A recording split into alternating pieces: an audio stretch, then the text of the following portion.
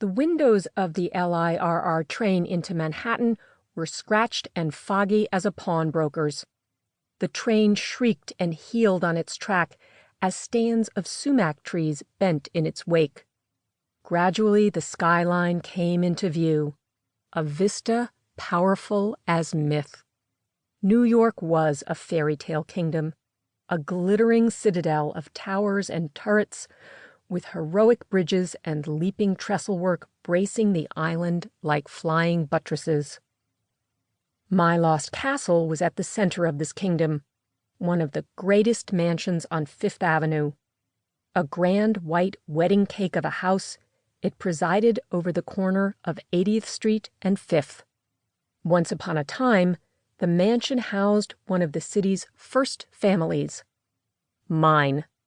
I was the scion of this family, a modern-day princess with roots extending back generations into the literal fabric of the city. The mansion was a place of great wealth, of course, but for me it also held love and the promise of my future. This kingdom and that castle were my birthright. I was here to storm the shores. My suit of armor was blue and from Brooks Brothers. I wore virtually no makeup and tied my hair back into a tight incognito knot. If you were a woman who wanted to be taken seriously as a quant in the extreme bro culture on Wall Street, it was better to be homely, acne-riddled, or, if you could possibly manage it, Asian. I unfolded Mom's inkjet pages and began to read. It was too boring and complicated to cover what hedge funds actually did, so this article focused on the testosterone-fueled rivalry between the two mediagenic billionaires, Peter Priest and Robert Goodman. According to Vanity Fair, Priest and Goodman were opposite to a Shakespearean degree. Goodman was handsome, tousle-haired and tow-headed with a chip-toothed smile.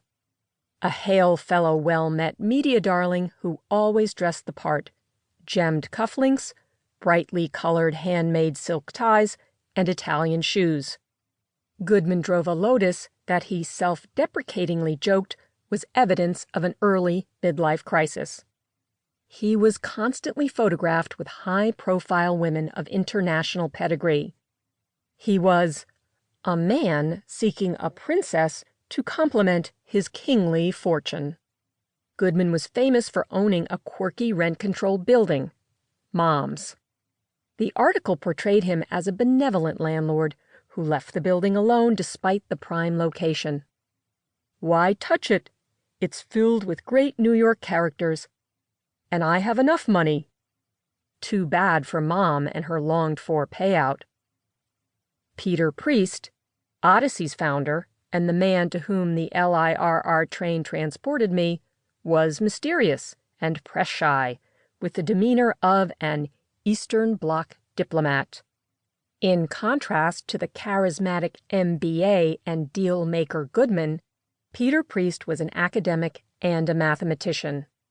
Famously, he shunned the media and would not agree to pose for the article. A subtitle said the piece's cover had been photoshopped using a file image of Priest from a recent Capitol Hill banking hearing.